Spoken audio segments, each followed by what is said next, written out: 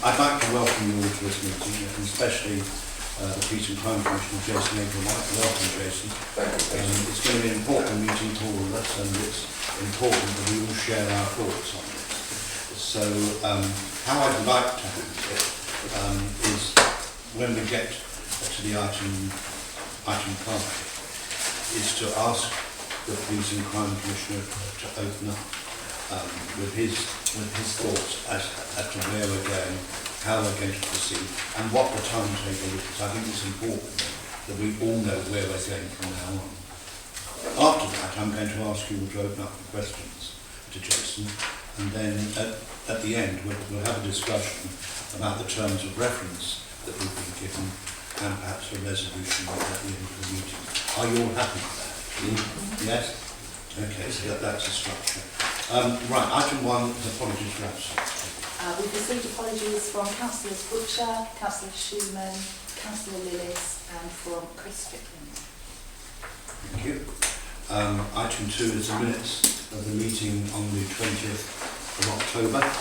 I'm assuming you all had a chance to look at them. Are there any comments? Are you happy that I signed them as correct?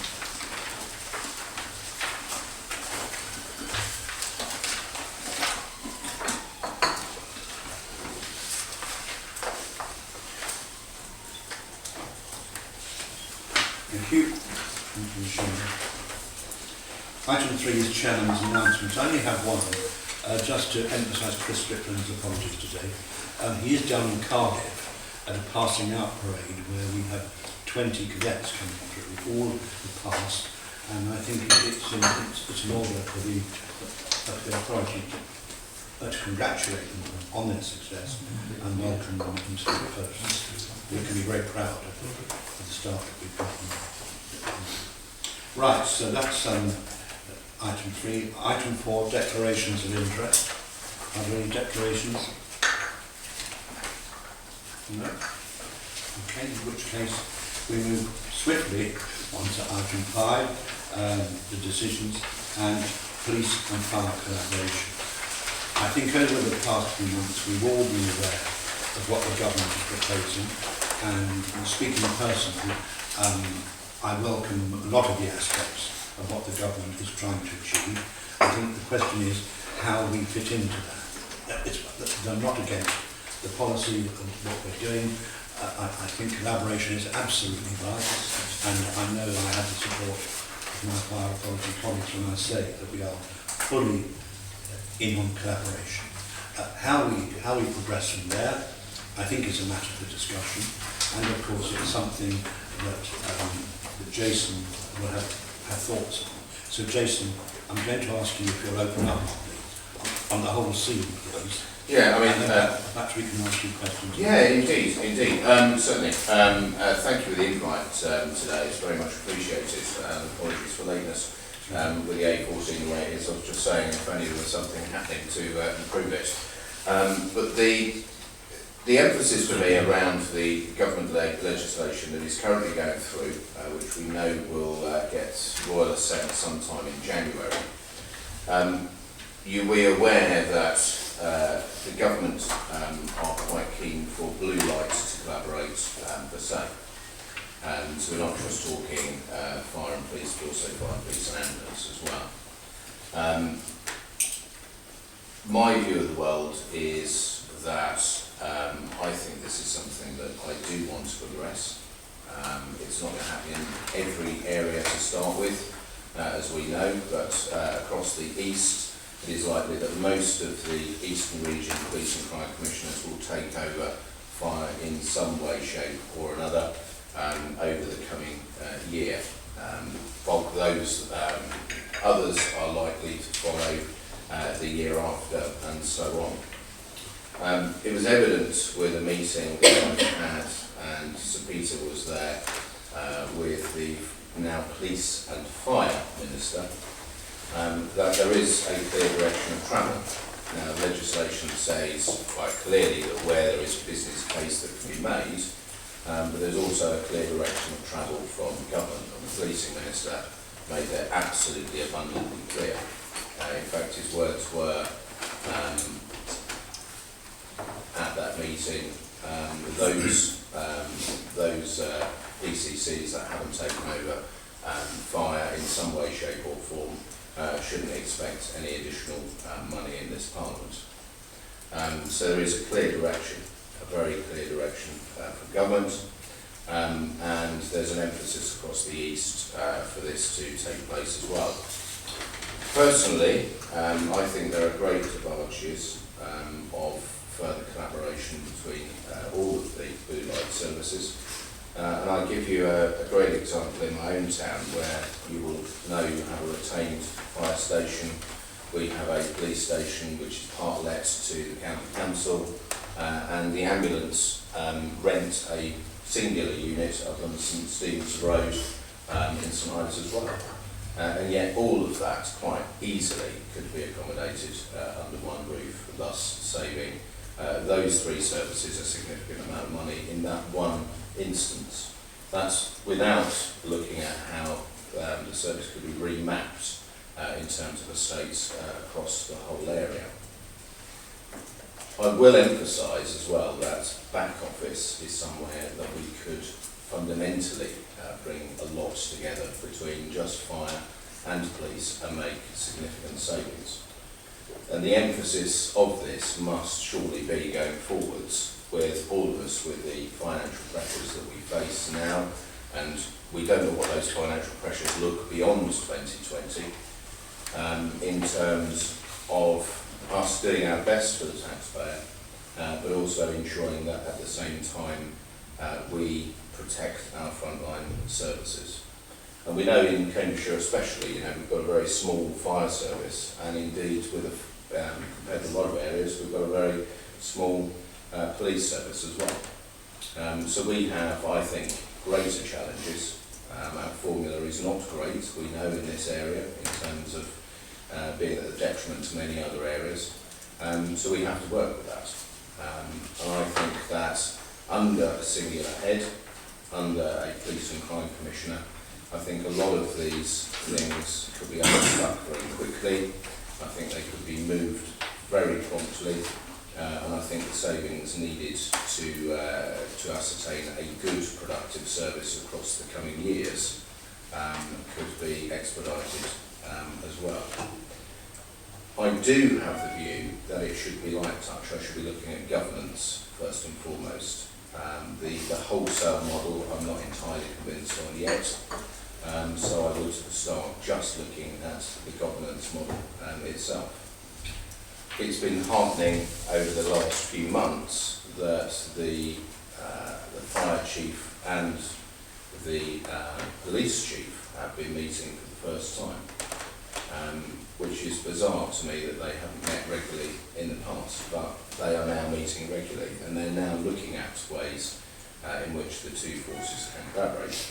And clearly that operational independence is very important, and that should stay and that should remain, and those frontline decisions should be made by those qualified to take them. So there'll be no interference from me, both legally and personally, in any dealings in terms of operational matters. But clearly there's great opportunity. We've got two big estates collaboratively together. We duplicate a lot of what we do. I think there are many, many advantages to bringing this under one head. Thank you. Thank you, Jason. Right, members, let's open it to discussion and questions. Simon, would you like to go first? Thank you, Chair. Jason, thank you very much for coming along. I think we've spoken much since we last saw each other at the planning meeting. Anyway, I just really want to talk about my concerns in relation to it. I get what we're trying to do, and I also understand there are potential savings in relation to background staff and where we can improve. I think there's some good things taking place, but I don't think it's a finished article by a long way. I want to just touch base in relation to, I was a police officer, I'll be quite honest with you now. I served for 10 years in the CID, and I've had frontline experience of working as a police officer alongside the fire service when there was heated disputes in the early 90s, and I've been to estates where fire engines have been stoned, and so people's perception of when things become quite antisocial. So I've got a great experience in that, and I just want to talk about my concerns in relation to the single employer model. We talk about the delegated powers that potentially could get given to fire service if this goes through. And I actually worry about this because it's how the public perceive the fire service. At the moment we have a great, let's just say we have, the public really appreciate the fire service and the great work we're doing in relation to community safety type work, and also what we're trying to introduce with the adult social care and how firemen can help improve people's lives when they're going through these checks. My concern is if we start giving powers to fire officers, whether that's stop and search, powers to detain, my concerns are if we give an incident in relation to attending an arson, for instance, and a member of the public then says, look, there's a chap who's done it, the firemen are trying to fight a fire, but then they've also got concerns about, is this a police role that we now have to adopt, or do we fight the fire? So, but also then, what happens in the media? How do the media portray that? How do they portray the fire officers, whether they're policemen or what powers they've got? So I've got some real concerns in relation to the powers that we give potentially to the firemen. So that's one concern I've got. The other concern is in relation to, I sit as Vice Chair on the Overview and Scrutiny Committee. The committee was praised in the last peer assessment of the good work it's currently doing, and we've faced some significant challenges. We've looked at some very detailed stuff in relation to transparency, re-engagement, and some of the good work we've done with Parkside Fire Station, really. And I think if it comes under the umbrella of the PCC, where is the scrutiny element of where we're going with this, really? So those are two aspects of maybe if you can sort of come back on that. Yeah, certainly. Single employer model, as I stated a little while ago, I'm not entirely convinced that's the right way forward anyway. My interest is around governance, it's around estates, it's around back office. I think anything that happens on the front line in terms of how the fire work with the police, I think is down to the respective chief officers to get together and work out a structure if they so wish that to be the case. Personally, having been out on the front line quite a bit, there are a number of occasions where you think, well, if I take the recent fire in St Ives, where you've got umpteen engines there putting out a fire in a factory, you've also got two separate police cars, two officers blocking the roads, one either end. Is there more that fire perhaps do, especially when the police are stretched on the front line in terms of those aspects. Road traffic collisions, that sort of investigatory work. I mean, the fire officers, some of them are trained to an exceptionally high standard in terms of investigation. Is there more that they could do in terms of some of the road traffic collisions, in terms of helping police in that way? Those are for the chief officers to ascertain how they work. I don't think us as a lay people around the committee or a PCC should be making those fundamental decisions. In terms of scrutiny, the police and crime panel is the scrutiny mechanism for the PCC. I suppose the question going forwards is whether it's a combined, if this were to go through, a combined police and fire panel, or a police and crime panel and a fire panel that's separate. But that, again, is open to discussion and thoughts. Thank you. Thank you, Jason. Bruce? Thank you very much for coming to talk to us this morning. It's very helpful to hear your views about kind of where you see this going. One of the things that slightly worries me is that you appear to have a very clear idea about where you think it's going before we've even started going through a business case. And I think it's very important that all of us should go into that process with relatively open minds about what might come out at the end of it. Otherwise, what's the point of going into the process? I think that we all need to make sure that when that process starts, it's set up in such a way that that the answers aren't, I mean, it's perfectly possible to set up, to ask a consultant to go away and do a piece of work where you know exactly what the outcome is going to be because you've set it up in such a way that that is the outcome. I've never seen that happen before at Oakwood. I've been walking around with your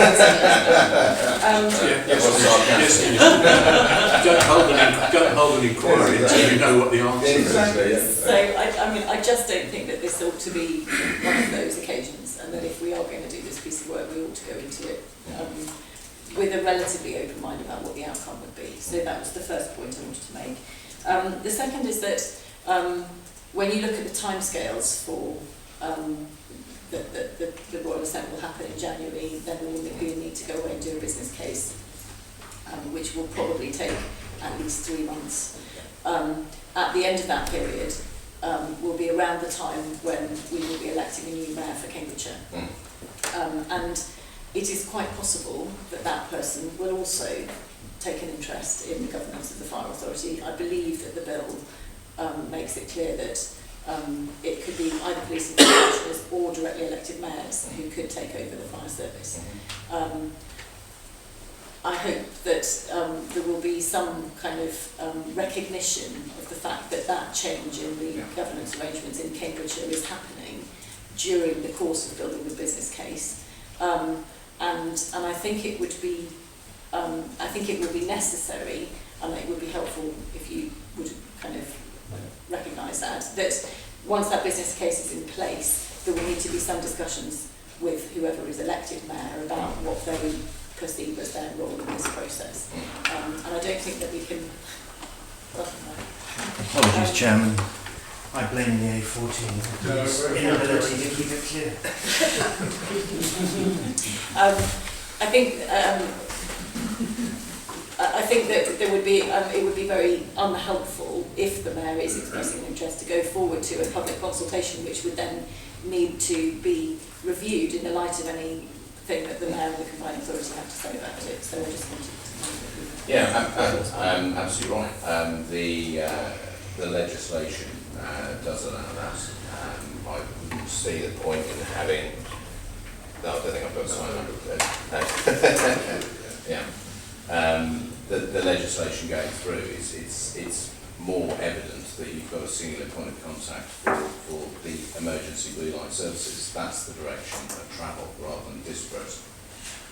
In terms of combined authority, of course, I do have a seat at that, albeit non-voting, and I've been party to every meeting thus far and made every meeting thus far of both the leaders and chief officers meetings that take place on a regular basis. And indeed the shadow combined authority that is taking place as well. So we're very much also talking not only about these sort of aspects and change, but we're also talking about community safety and devolution too already, and about aspects of community safety, Ministry of Justice coming through the combined authority and then filtering back out to Police and Crime Commissioner who has a legal responsibility for those elements. So there is a governance mechanism already in place. I think it would be interesting to get a new mayor's view on the world, and of course that will very much be the case, and I'd hope that any new mayor, whoever they may be, would want a very early meeting in any case, and I would take on board their views. Okay. That's interesting. I mean, I think that it wouldn't just be taken on board their views. I mean, I think that you need to recognise that that the new mayor may have quite a different agenda from the one which is being drawn up by the current people who are currently sitting on the combined authority, depending on who that new mayor is. I think it's very naive to think that the new mayor will have any sort of autonomy in their decision making. The governance process that's been set up, they will have one vote the same as everybody else around the table. So they may have views, but the views will be the views of the combined authority that the mayor will be duty bound to implement.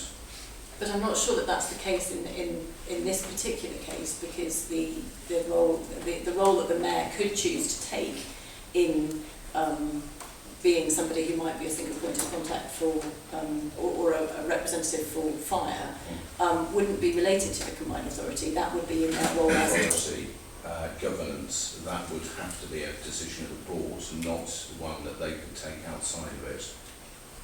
I'm not sure that's correct, but we can investigate. And I think that's something that might need to be explored when we're setting up the business case and the opportunity. But you may be right, I'm not sure you will. Thank you. Okay, thank you. Who's next? Paul? Yes, can I ask you please about relationships with the union? Because currently we have a joint consultative committee, and there is a close working relationship, a fairly close working relationship between elected members and two unions. Well, one of the two unions. The other one is a bit less forthcoming. How do you see your relationship with the FBU? Already had a meeting with their representatives. They requested. Can I ask who you met with? Right, we can certainly get the names for you. Me and names are not very good, I'm afraid. But had a meeting with two of their representatives. They requested to come and see me, and they, I can only say from my own personal perspective, they left quite buoyant and happy with the sort of direction of travel. Ongoing relationships with unions are absolutely essential. In terms of the police union, exactly the same. I have meetings with them, and I would expect a relationship with the unions to be absolutely essential going forwards. When you say essential, there are the FBU is well known for a very determined approach to all sorts of matters, and there is a lot of informal contact between the union and members, which can sometimes help things a little bit. How would you maintain that without any direct contact via you? One of the new governance arrangements I put in place is to have an assistant commissioner for fire. One of their tasks would be to ensure that they keep a close relationship with all strategic partners to do with fire, and that would include unions. So there would be one person responsible for relationship for management relationship, not brigade management, but management relationships with the union. What I'm trying to get at is, do you think this is perilous? Do you think that there's a difficulty and a potential here seems to me to be for something to go seriously wrong seems to be very considerable? I don't think that's the case at all. Right. It's how we progress with it. So you're confident that this can be handled? Yeah, absolutely right. Absolutely right. Thanks very much.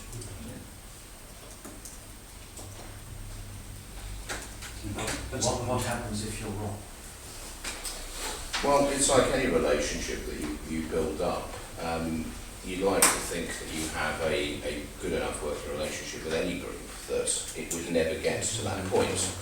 And I can say hand on heart with all of the pretty nasty stuff that I had to do either in employment as a senior manager or indeed as a leader of a district council, that I've never got to that position where things had fundamentally broken down.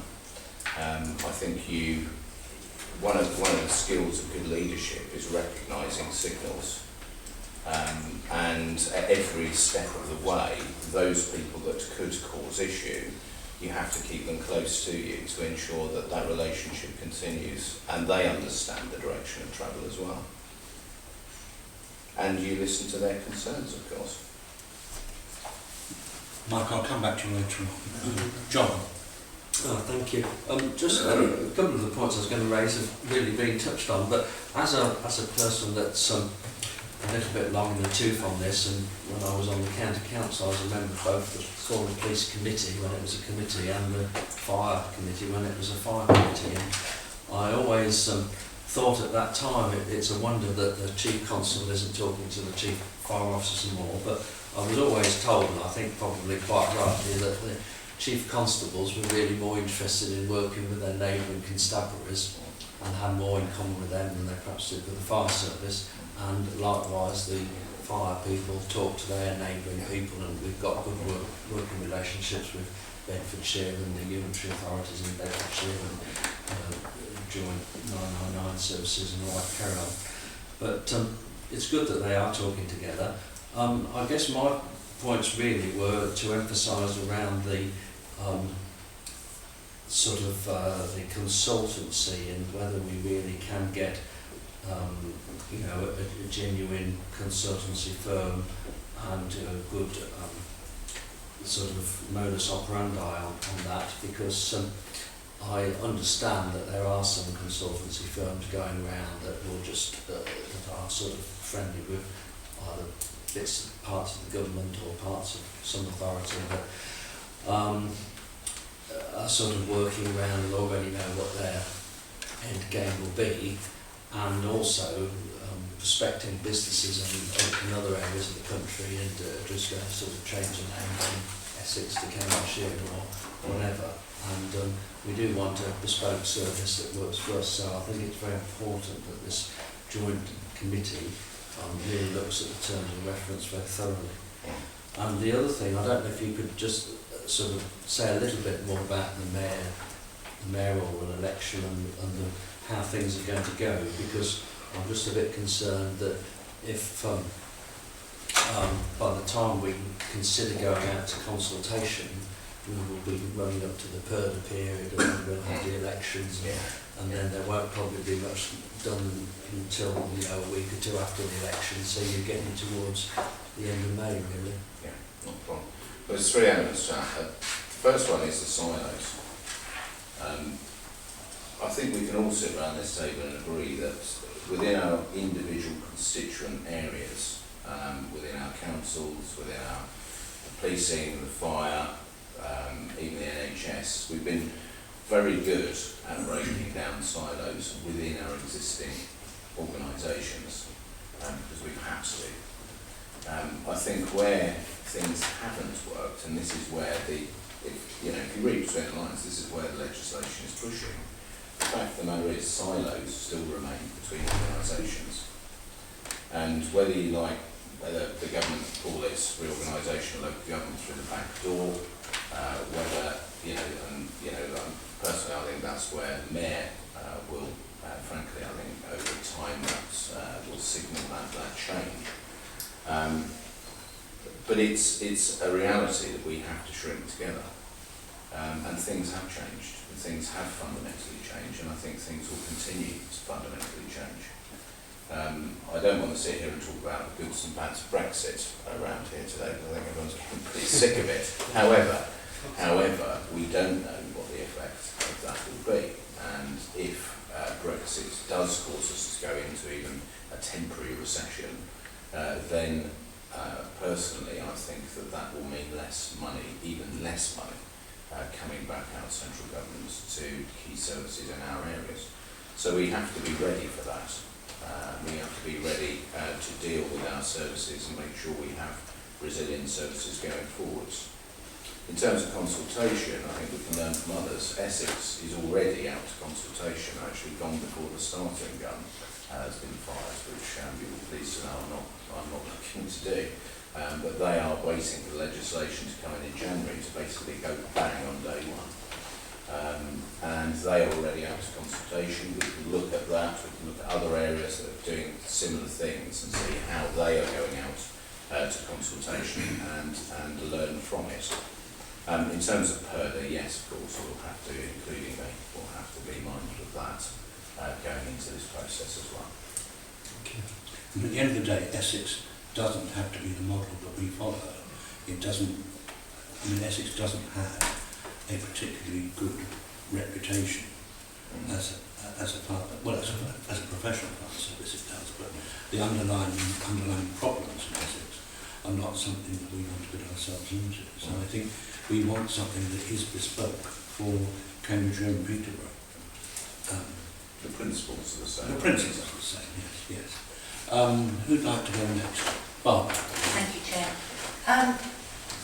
Picking up on something you said right at the start, governance model, you are interested in things like property estates. And I think we can all understand the necessity to try and share premises, make the most of that. But it could happen without it coming under your remit. And it is already starting to happen. There is a lot of cooperation going on. What suddenly makes it so much better if it comes under the PCC?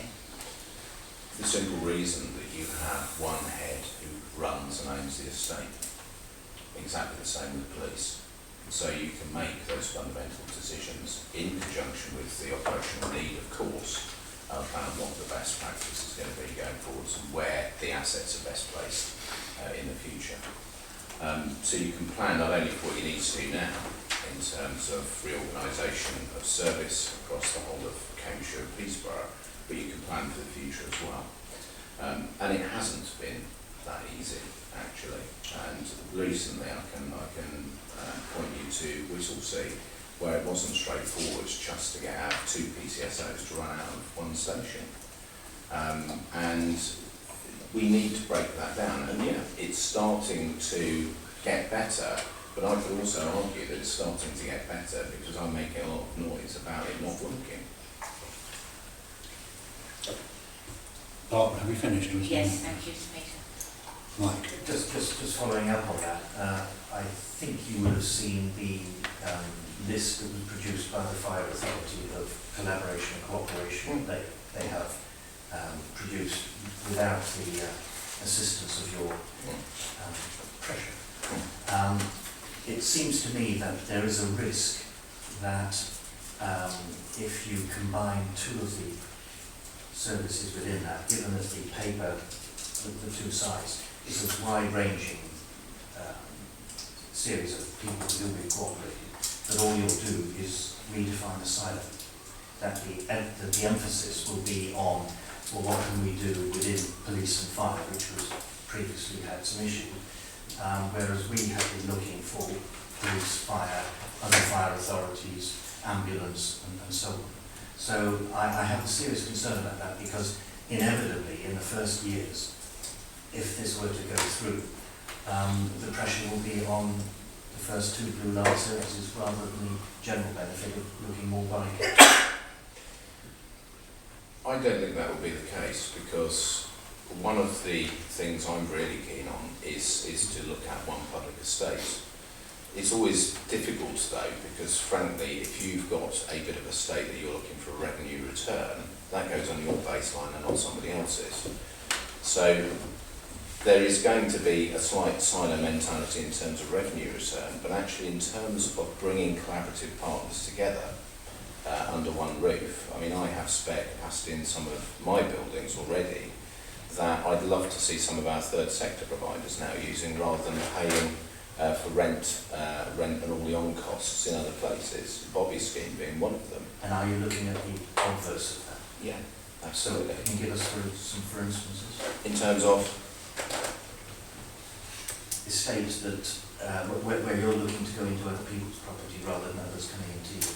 we're not looking to go into other people's properties at the moment, but as part of the estate strategy and review, that doesn't necessarily mean that's not going to be the case.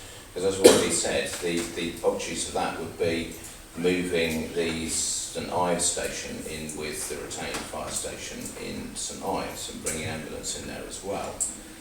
It could be that some of our other villages are exactly the same, where we do exactly the same with that. We're looking at a solution around Wisbeach at the moment, as you'll be aware, moving out of the existing site and actually building on the back of the fire station itself. So there are already examples where we're going into other premises and other properties. In terms of local government, the county council will be the first to recognise that under making assets count, by now they should have entirely rented out the top floor in Pathfinder House in Huntingdon. The county council were looking to rent out the entire top floor at one point under making rent out, what do you mean? in other words, move some of the staff from here and relocate them into there. At the last minute, the county council decided that they were going to only decant their staff into their existing stock. So I think there are lessons to be learned for all of us, that actually we need to look to the best solutions for the public and not just looking internally. And could you give some examples of cooperation over MAP or other areas with the ambulance service? The ambulance service, at the moment, we don't do anything with it in terms of the police. That is something that I think needs to happen, and under this bill will help it to happen. One of the biggest challenges we have, of course, is it's regional rather than coterminous, which is exactly the same that we have in Cambridgeshire with fire. And that's what makes that very attractive in the first instance. However, there are other PCCs that are looking at how they can help ambulance, and are we looking to do that as well? I think even if you look at basics, we spend an enormous amount of time in our control rooms either phoning the fire service or phoning the ambulance service for either further assistance or to ask questions to in terms of an operational need. And to me it just seems absolutely bizarre that we're not under one roof. I'm not questioning And that. you know, so in terms of going forwards, it seems to me to be that what you've just said is that the redefining of the silo is already happening, because you're not into the detailed collaboration with ambulance, which, as we all know, has huge estate and huge problems, financial and operational. but I'd say not yet, because the legislation allows me to do that. But you're talking with us, you could be talking with them. We could be talking with them, but actually the fire is attractive in terms of estates, because you've got individual sheds that are easier to move police staff into than the other way around. And it's the same with ambulance. Ambulance can just turn up and park on a tarmac. All they need in some of the satellite areas is somewhere to store things inside and go in and make a cup of tea, which is what they've got in Stevenson Road in St Ives. The fact that it's coterminous makes it attractive, and I would say one step at a time is probably the best way. I reiterate my point at the risk of boring people, that there is a risk that you will excessively consider and deliberate about the two blue services, and there are other ones. And given that this authority has such a good record of cooperating and deriving benefit from so many of the cooperations that we've undertaken, that something will be lost in that which will not be to the public good. I don't think that will be the case. But I'm allowed to have a different view. Of course you are. Yeah. As am I. We have a history of having different views. Indeed we do. Thankfully. Anybody else on this side? As you got nobody else, Mr. Chairman. Yeah, you just mentioned you spent a lot of time passing the numbers, I presume it's the 111 number, out to the ambulance and various organisations. When anybody rings in 111, well, I don't know whether you've done 111 lately, but you could be got fines in there in less time than giving an answer on 111. So that's the first part that you want to look into for a start. And when we're talking about taking over a fire service, you're talking about taking over a gold medal establishment. And when we look at the police record, and you bring a policeman up to, or the police authority up to get a policeman, you're lucky to get on the brass medal, alone anything else. And the amount of money that's been removed from Cambridgeshire County Council to Hertfordshire under the late, well, I wouldn't say late, but the previous Sir Adrian Bright, down to Hertfordshire, is unbelievable. We lost about 12 police cars, police dogs and policemen. If you want one now, you've got to ring up, well, it'll be an hour and a half, because they're all in Hertfordshire. It beggars belief. I mean, I'm speaking back. I don't talk to that thing, in fact, And I think it's take over something as good as what we've got and making it better, because you can't make it better. When you get on about the blue light, does that bring in the bomb squad? Because they carry a blue light. I mean, if you're going to take over everybody, I think you're going to have a few sleepless nights. And it just can't work. It cannot work in various reasons. But the main reason is, when we get the legislation, it's like the evolution. We never got that until last minute. We had to cancel the meeting and come back a week later to deal with it. Now you're talking about coming here in front of all of us, talking about government legislation when we get it. It's no good. We don't know what's beyond that cloud.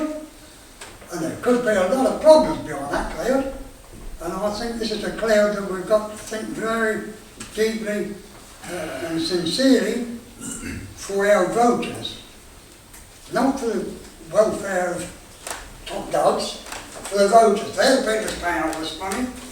And you won't get my vote. Simple as that. Thank you. Well, thank you, Roger, and thank you for your observations, which we always of interest. I would just say... Would you like me to respond? If I could just say that we are bound, we're duty bound to work within the legislation that's coming. It's a question of how we do it, and how we do it locally is what we're here for. And there's no question of us working outside the law of government, whichever government it is, but it's a question of how we do it. And I really do think that is a strong local concern. Jason. Yeah, first of all, if you're ringing 111 for the police, I'm not surprised it's taking a long time to come. It's actually the helpline. In terms of Bedfordshire, Cambridgeshire and Hertfordshire collaboration, I am absolutely assured and have seen the facts and figures to prove that moving some of the specialist capabilities to 3 forces has given Cambridgeshire a huge amount of resilience that it wouldn't have had previously. So I think actually it's working, and it's working well. In terms of 101, I can give you assurance while we're around here that we've just employed another 13 operators, so you should see a considerable improvement in that. So I do acknowledge there's been a problem with it. In terms of... interject, Joe, just to say that I rang them at 10 to 12 last night, and they were very quick. Thank you. Thank you very much. Actually, you've got your own line there. But in terms of he does, it's never off the thing. That's why nobody else can get through. And in terms of the governance of it, that's what we're here to talk about today. I didn't expect you to get your votes, and I'm sure I didn't get it in May. Very good. Derek. Thank you, Chairman. Yes, it's interesting to have the word silo thrust on us. So I started my working life erecting silos as a young lad. Quite satisfying, but they were grain storage silos. I was interested with your opening remarks. You mentioned take over the fire twice, preamble there. You also mentioned that your concerns were with the states and the back office, and I totally agree that there is potential, especially say with St Neots, where we've got ambulance fire and that on a huge rate site, huge rate site. A lot of it is trees at the back. I'm sure Mr Bob Barrett, or we all know, would be delighted to advise you on how it got over the stories out there. However, yeah, so I can see a certain amount of logic in it, but having served on the Fire Authority for nearly 4 years, also on the police complaints, or the police authority, which so I've got probably a view of both authorities, and I must say that with the Fire Authority, I enjoy working on this. But why do I enjoy working on this? Because people listen. We're several lay people, and Paul mentioned about the union aspect of it, and I think that's very very important that we do have a close working relationship with the unions, and it's proved on several occasions where we, in some respects, have intervened as the authority, our group of people around here, and helped all those the way forward. I think the unions in particular appreciate our intervention and our views because we listen to both sides. Now, many years ago, the police authority had a similar setup of lay people, councillors, and that was done away with. My questions, there's two actually. Would you still keep the fire authority panel we have here, given the fact that the police equivalent was disbanded? And my second one would be, other than the estates and the back office improvements, what would you do to improve the existing Cambridgeshire Fire Service? I think that the first question I've already sort of answered, because it's whether you have a scrutiny process, which is in essence what the fire authority would become under this governance model, whether it be separate to the police and crime panel, or whether it be a combined panel for both, and that is open to negotiation and talking to the respective local government representatives who sit on that. But of course, the difference with the police and crime panel is you also have independent lay members on there as well, who are unelected, that sit on there that I do think bring quite a lot of value to it. So that's, in essence, that part of it. I've made it quite clear that I think that it is the back office and the estates that we should look at. And through that collaborative working, I think you would see an improvement in both services. As simple as that. I think there's a lot of money that could be saved over the coming years that could go back into protecting both of the front lines of our existing, both our police force and our fire service. And like I say, it will take somebody to just say we're going to do this. I firmly believe to actually get the job done, and get it done in a timely fashion. Right. So operationally, that is down to the chief fire officer and the chief of police to do, the chief constable. So you wouldn't interfere with that? I can't legally interfere in the operational matters. Matt. Thank you, Chairman.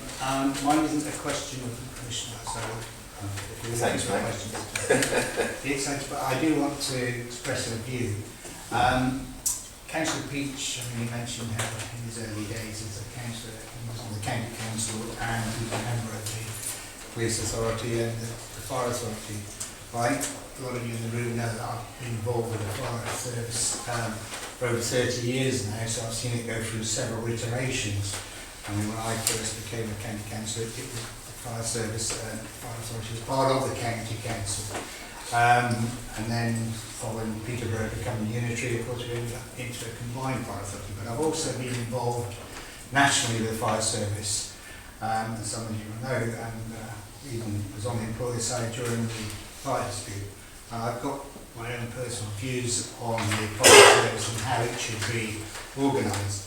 I may even upset some of my colleagues around here by saying if I'd had my way, we'd probably got back to the wartime days and they'd had a national fire service, because I've seen a lot of, I'll call it a waste of money because that's what it was, because even before I became a councillor I was involved in supplying communications services to the emergency services, and I couldn't believe what I consider to be a huge waste of money that was being spent, because each fire service, for instance, was building its own command and control systems, as they called it in those days. And it really was. It certainly influenced my judgment on the fire service. So as I say, I've seen a lot of changes in the fire service, and many of you will remember during a previous government where we even had discussions around regional fire services, and I'm sure you're all aware of the money that was wasted on regional control rooms. So, the background, what I'm actually trying to get at is I believe that there are a number of things that have to be fixed within the UK Fire Service in particular. And as I say, that's where in some ways it influences my thinking in terms of National Fire Service. It's what's happened in Scotland over the years, and I've no reason to believe that doesn't work. However, that's not the argument on the table, but I do believe the government have missed the trick here. Because if they wanted to do something about the fire service, because they had concerns about whether it's financial issues, deficiencies, or how effective the fire service is, then they've had plenty of opportunities to do it in a different way to actually say, okay, we'll bring it under the police commissioner, because that will resolve all the issues. Because I think you still end up with a fragmented service, being the fire service, because again, fire service is made up of different, around the country you've got counties, still some under the control of the county and some which are combined fire authorities, and it really is fragmented. So an opportunity to have brought fire services together, it should have been, in my opinion, one of the first directions the government should have gone. Now, coming back to more local issues and the sort of things that the Commission's talked about in terms of collaboration, well, we've all got views that collaboration has been going on already for there has. Now, whether greater collaboration can come out of by having, whether you have a single management structure or change in the governance arrangements, that's a matter of opinion. But there are opportunities. Now, the Commissioner has talked also about the one public estate. Yep, that makes good common sense, but how many of us around this table have been talking about that for years? And I can give you, I mean, the Commissioner gave an example of, say, in St. Ives. Well, if you indulge me, Chair, I'm going to be a bit parochial. I represent the so-called largest village in England, Yaxley. Over 5 years ago, we started talking about making assets count, which again the Commissioner's made reference to making assets count. Now, Yaxley is a prime example. We've got a Town Fire Station, we've got a county library system, next door to a health centre, and next door to a school where the county council owns the caretaker's house. Across the road from that, this property that was owned by the police, but has now been, I think, leased out to the Police Federation. For years we've been trying, but again, in the same proximity, Huntingdonshire District Council pay £15,000 a year to rent a shop unit which opens one afternoon a month as a community facility. For 5 years we've been trying to get some sort of community hub going. It's still going on, and I have to say, in terms of the Commission's position, as when he was leader of Hunts District Council, the biggest opposition he had to it was getting Huntingdonshire District Council to agree on partnership arrangement.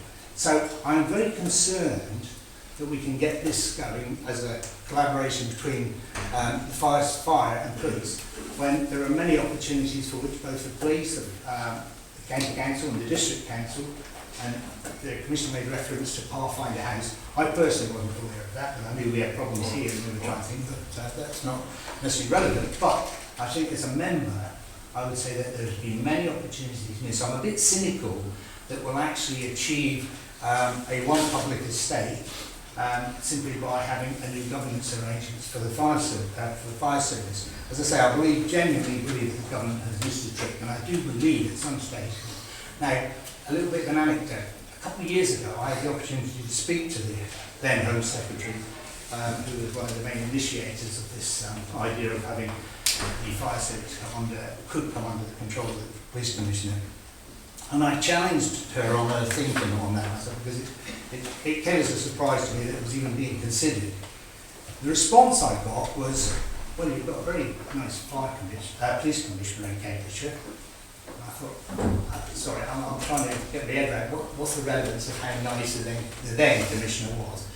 But that was the argument, was, well, if you put it under the police commissioner. What did come across to me from the further conversation was what the government were trying to do is that they just wanted that one contact point. They believed that they could sort out the fire service if they had that direct link to the one person who was probably going to be a political appointee, so, elected by the political appointee. And it had less to do with actually getting the fire service, fixing the fire service if they believed it was running. Now, I believe this is a sticking plaster job, rather than looking properly at fire service, because I believe there are options. I want to give it, if I may, if you indulge me, again, Chairman, why I said that the fire service does need sorting out. I believe that the approach we're taking here about setting up a steering group, because we have to deal with it now, because the government has, as far as I know, no programme of looking at it nationally. But if you look at a county fire service like Norfolk, the chief fire officer, because it's a county service and not a combined fire authority like that, the chief fire officer doesn't even sit at the senior management table.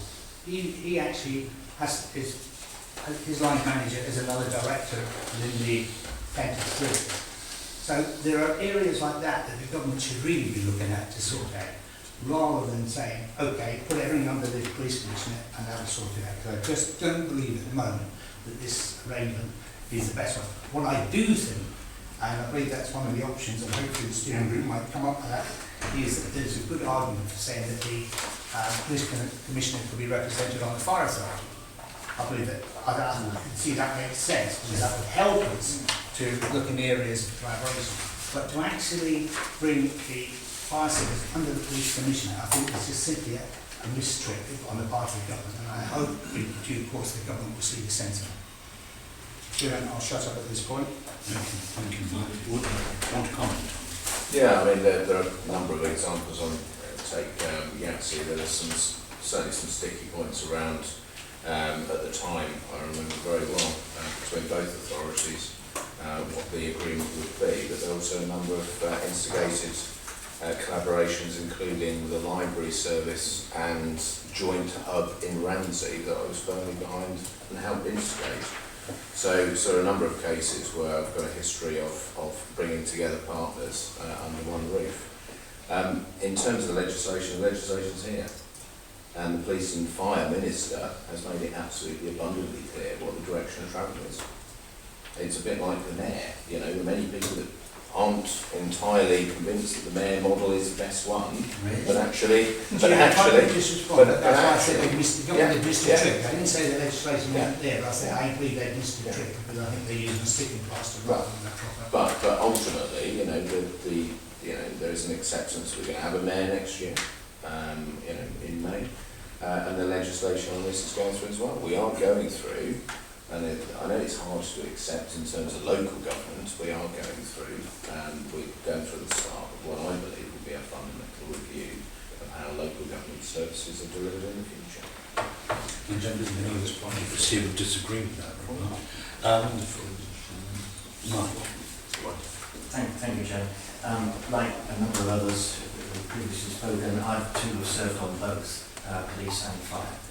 And I'm absolutely clear as to which is the preferred model, and I'll come back to that in a moment. With regard to the mayor, I mean, it has always struck me as obvious that this whole discussion that we had earlier about the relationship between the Commissioner and the mayor is simplified if the Commissioner becomes the mayor. And then the differences evaporate. The current Commissioner has consistently, in my view, posed a very accommodating stance. He's tried to reflect some of the local concerns, he's demonstrated he understands some of those concerns, and he has laid out things that with which many of us would agree. My concern is that even Councillor Applewhite isn't here forever. And we have experience of another PCC, and we have anecdotal evidence from around the country that the quality of the PCCs is highly variable. That gives me concern as regards the future. Regarding the interaction, or the two models, anybody who sat on the previous panel will have experienced and shared a huge frustration of this lack of access from councillors who are trying to represent local concerns, lack of access to the operational staff. And I think that anything that interposes between councillors who represent their communities and operational staff is a huge mistake. But I had to write to Chief Constable last night, which I was doing shortly after 10 to midnight. And I think that the fire service, in my experience, is a benefit to management staff. They do listen, and we have a breadth of view which is wider than can be had by someone who is in a semi-articulated relationship with the residents. So my plea would be that when this goes through, and the Commissioner has to decide on which model he takes, for the good of the fire service and the people of Huntingdon Shire, which is where I am, that we retain direct access by councillors to operational staff. I'm very happy with the Commissioner sitting on the file. Does anybody else wish to speak before we round up? We have got to go on to the terms of reference for the governance group next. But is anybody else who wishes to speak or...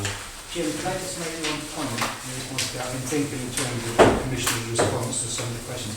And I do understand the point about legislation. Maybe I didn't make it very much, but come on, just in the trick. The legislation is not saying, does not state that, to the best of my knowledge, that the Commissioner will take over responsibility for the fire authority. What the legislation does is enable that to be one of the factors, one of the events that could happen if a local case is made. Yeah. And that's the difference between the difference between if we have a combined authority in terms of Cambridgeshire and Peterborough councils, where a mayor is going to happen. There is a difference, so I think that is important that we recognise that. So, and this is why I think the setting up of the steering group is fine, because I think at the end of the day, the Commissioner will have to make a business case as to why he should take it over, or whatever degrees of government should go from it. That's why I say I'm quite content that the person that the Commissioner has a representation, whether himself or point two onto the. But I think at the end of the day, and hopefully during the discussion that the Chairman and you'll be involved in that with the other authorities, because they're also the consultees on this, but it's the importance of recognising what the alternatives are and making that case strongly, that there are alternatives. The legislation, I don't think people should be misled by what the legislation is about. Okay, thank you very much for that. Right, well, if there's nobody else wishing to make a contribution, can we move on to the draft terms of reference for the strategic governance? I think if we take them item by item would be the best way. And the first question I have on the membership, I don't know whether this is something for you, Jason, or whether it's Dorothy. In the event we have discussions and votes, who are voting members of that governance group? It's a bit of a mishmash, and it doesn't really say who the decision makers are. I mean, we can be guided by ourselves. I think that if this group functions well, it won't be voting. Well, one would hope. And go through. One. And then you need to look at the terms of reference and to see what decision it would be making. It needs to appoint the people who are providing the consultancy appointment. So a decision has to be made there, so what you're saying needs to be clear about how the decision will be made. So we create a procedure underneath this similar to one of the committees for local authority, looking at the voting representation and how that will work. Okay, so who makes that decision? We could bring something that could come to the first meeting of this meeting. Some of the combined authority is receiving its mechanism of operating at its first meeting. Okay, I have one other concern on the membership. I see we've got a police and crime panel there, but the fire authority only has the chairman. Would it be possible to slightly widen that so we do have a formal representative of the authority, at least one anyway, on that group? Yeah. Would be happy about that? Yeah, of course. Yeah. So, Shaheen, did you want to say? So just on the what are the powers of the group and is it a decision-making group? Of course, you'll see under the terms of reference, under the second bullet point, under scope, it's proposed that the group has governance and oversight for the preparation of the local business case, but any final decisions, and it's not clear what final decisions means, final decisions in relation to the business case rest with the PCC. Clearly the legislation gives that business case sign-off exclusively to the Commissioner, but in the run-up to that, what is the involvement of this group and to what extent can it influence those decisions? I think this is less clear from how the terms of reference are currently worded.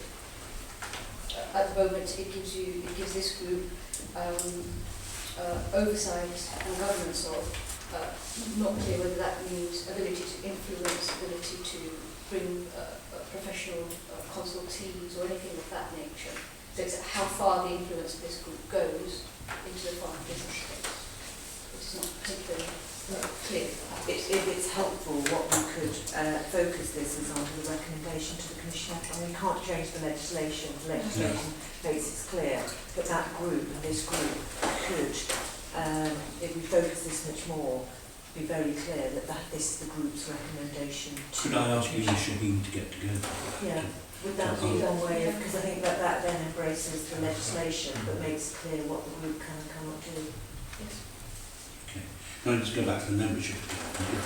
If we agree that the fire authority could I suggest 2 more members on there? One, so it's proportional to party, basically. Yeah. Well, I mean, we've got 5 parties, we can't have 5 extra, but I think... Shame. But I think another 2, if that's okay, Jason. And we'll discuss who we're going to be. Okay, are you happy with that? Yeah. Right, the purpose, I think we can all agree with the purpose of the group. The scope. So if I think working with Shaheen to actually be clear, it's not Zulu, and make a recommendation to the Police and Crime Commission, I think that then really focuses. I think it's a really helpful suggestion. Yes, okay. Well, I'll leave that to you, to sort out. That's okay. Meeting frequency, I think as required. I don't think it needs to say monthly, as required, which will be obviously quite often in the coming months. The Secretariat, I'm happy with the Secretariat, everybody else is. Yes? The Business Case Working Group.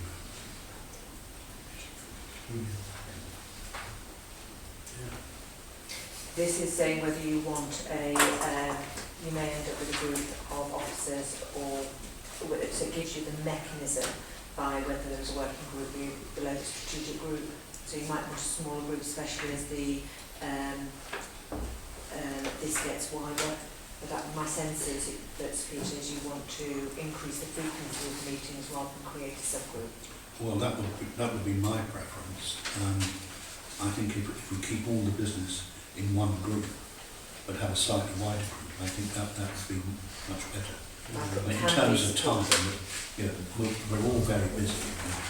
The start of next year is not going to be easy for any of us, so I would prefer just to have one group. If I change that bill to a can, so if the group wishes Is everybody happy with that? Yeah. The consultation. Now, I think this might be an area where we might have some discussion. At our previous meeting, we had some conversation about the consultation, who, how and when, and I still think that is something on the agenda for today. So we've got to bear in mind that the legislation hasn't gone through yet, but it's going to. I think Lucy made a very valid point about the mayorative coming up, and whatever we do, we've got to bear in mind that the mayoral election might make some difference to what we're talking about. So the question is, when do you plan? That's my first question. Well, when do you plan to hold the consultation, and what are your thoughts on how you're going to do it? And are you going to take any notice of it? So it would have to be before the PERDA. The legislation is likely to go through by mid-January. Yes. When it gets royal assent. So we'd be looking to start a consultation fairly soon after that. So I would suggest we probably meet in the new year as a group and discuss how that's going to go going forward.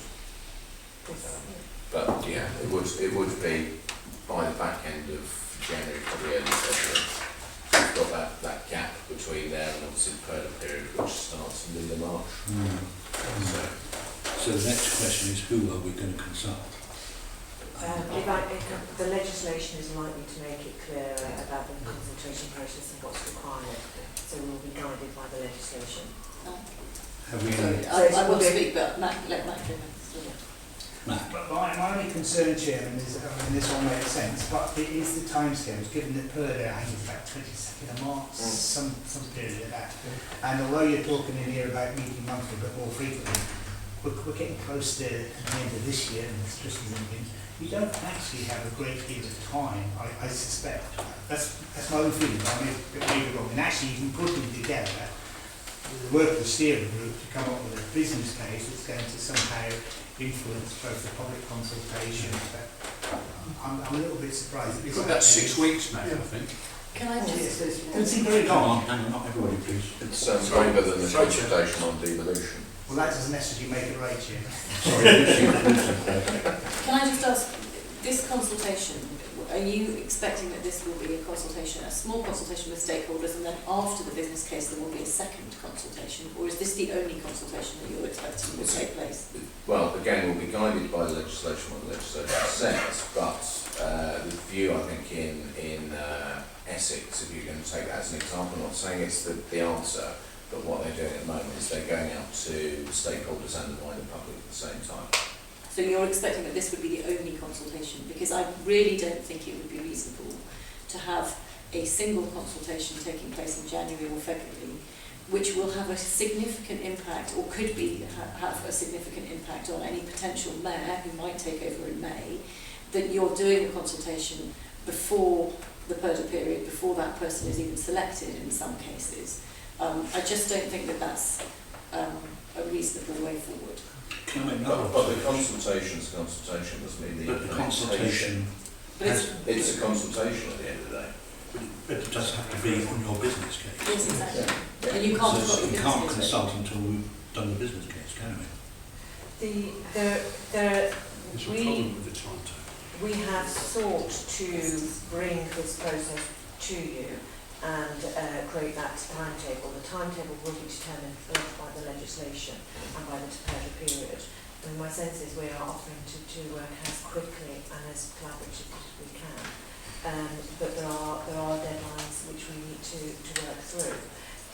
We know that in Hertfordshire they have worked very rapidly to engage consultants and are well on the way through their business case within weeks.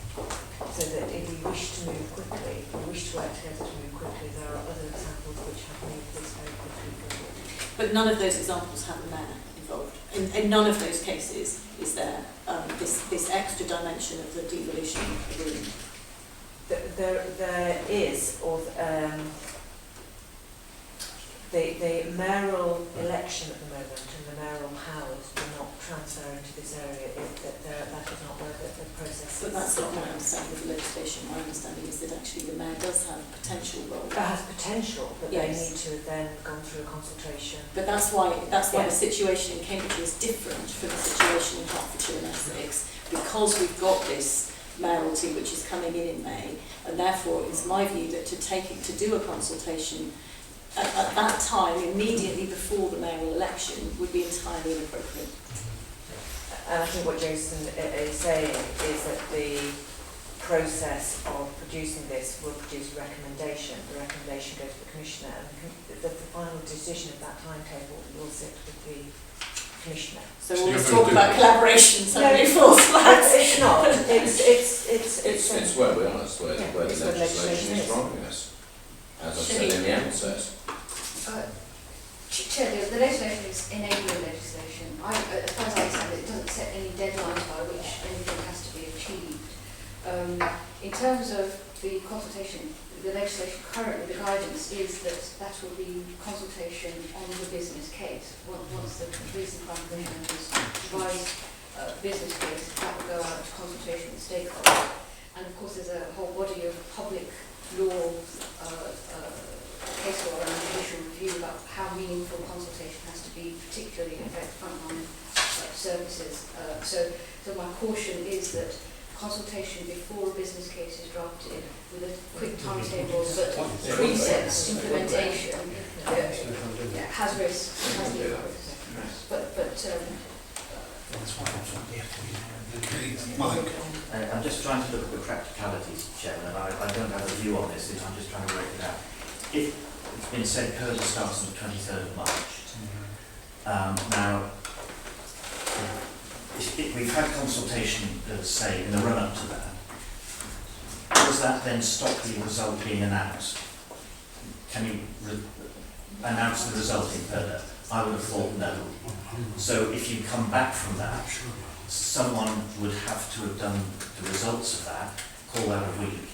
If you then run a 6-week consultation, which I think is fairly standard, that brings us back to about halfway through the first or second week in February.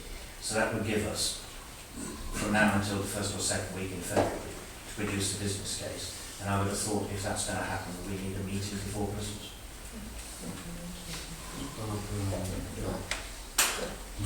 Chairman, I'm probably seeking clarity from Shaheen. I mean, and as Shaheen said, the legislation is enabling the legislation. It doesn't actually put an end date by which, whatever the business case is, whether it's for we've gone through all that, it doesn't actually say that we have to have the commissioner in place in terms of the fire commissioner by a set date, to the best of my knowledge. So in a way, PERDA is a bit misleading. Yeah, I think the point I was making earlier is I think we need to get on and produce the business case from which consultation will follow. I think often, in my own opinion, Mike, is that when officers tell us about PERDA, I think sometimes they err on the side of caution about what you can and cannot do during PERDA. Right? It may stop us going into sort of party political type stuff and this sort of thing, but I think to a large extent work must continue as normal. So if there was consultation, I'm sure it would be challenged, but if there was consultation, somebody wanted to publish the results of that consultation during a PERDA period, I don't personally think that would be an issue, but it may be soon, I don't know, we'd have to take legal advice on that. But I think the important thing is that you do the job properly in the first place. So the steering group and the production of the business case has to be the strongest argument. That's why I was making the point earlier, just meeting once a month, given the relatively short time scale, seems to be a bit rushed. In other words, you're going to have to meet more often than do it. Then, that's what I was trying to express earlier on. So the very fact that PERDA comes in and the elections in May should not itself stop this thing going through a proper process and a reasoned process. And the very fact that things like the Commissioner said, devolution, everything seems a bit rushed. Even the imposition, we're going to call it that, of a mayor on a new combined authority is a bit rushed. I mean, it's just. But I don't think that this current enabling legislation actually restricts us in any sense. Unless you can get legal advice from the contrary, I think it's business as usual definitely does continue during PERDA. The restrictions on PERDA are putting anything out into the public domain which can appear to be overtly political or seeking political views.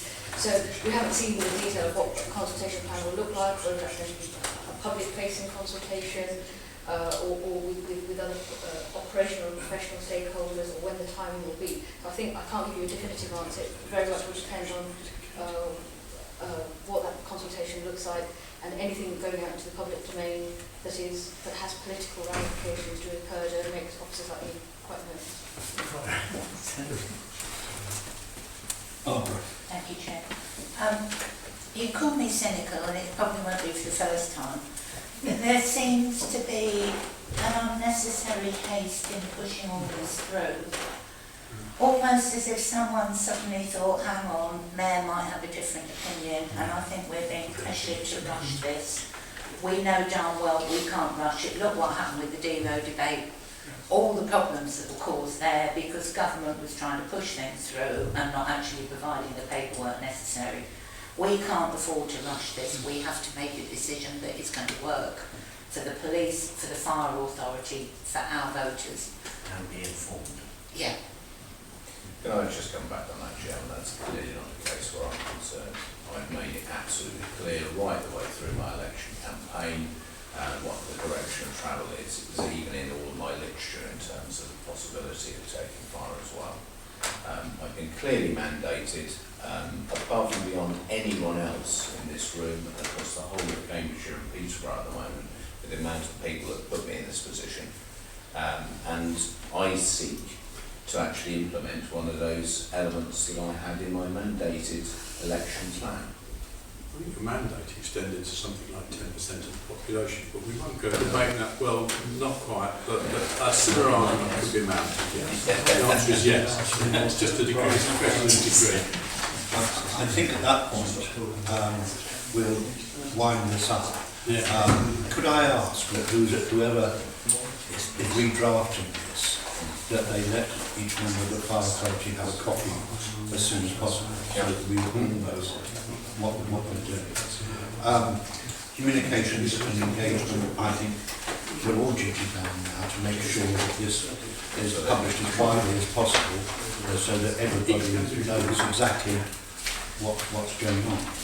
So can we leave the draft terms of reference and perhaps conclude the meeting with a resolution of some sort, indicating which way, as an authority, we would like to work with the Police and Crime Commission.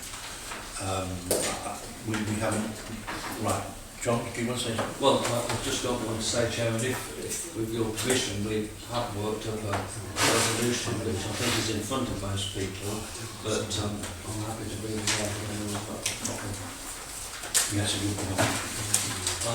I think what we're trying to do is encompass what people have been saying around the table this morning. So the resolution, or the suggested resolution, reads: the PCC be thanked for his paper, and the FA notes the contents. The FA supports the option in the Policing and Crime Bill whereby the PCC can become a member of the Fire Authority. The FA invites the PCC to accept this option when the new legislation comes into force. In any event, the FA invites the PCC to attend and speak at full FA meetings and agrees to suspend its meeting standing orders to enable this to happen. The FA welcomes the opportunity to work in close cooperation with the PCC in the development of a local business case to explore both the government's and single employer options. In particular, the FA proposes that a joint commissioning process is undertaken to appoint a suitable consultancy firm. The PCC and FA jointly agree the terms of reference for the consultants to work to, emphasising the need for a local bespoke consultancy study that focuses on the needs of Cambridgeshire. That the proposed joint steering group has a remit to oversee, shape and inform the development of the business case and its recommendations. That the steering group is tasked with setting out the scope of both a government and single employer model, which is bespoke to the local requirements of Cambridgeshire. That the FA receives regular reports of the work of the consultancy firm should be, that is appointed, and the decisions of the steering group, discussions of the steering group. The timetable for the election of Mayor of Cambridgeshire and Peterborough in May 2017 is noted. The PCC is asked to take full account of the powers and functions of the office of Mayor before embarking on any public consultation in relation to a business case for either a governance or full employer model. Thank you, John. Does anyone want to speak to that resolution? Is there a second, Mark? Yes. We'll take Jamil, please. Right. All those in favour?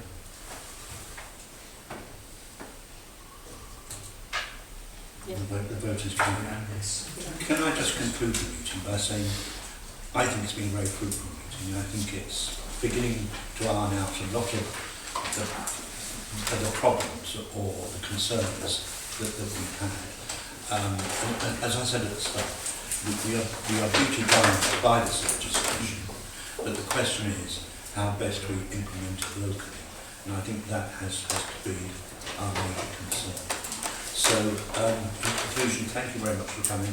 Thank you, Jason. Thank you. We've enjoyed meeting you again, and we look forward to working with you in the next few months. Indeed, absolutely. Thank you. Thank you. 2008. Thank you. Right. Thanks, Raj.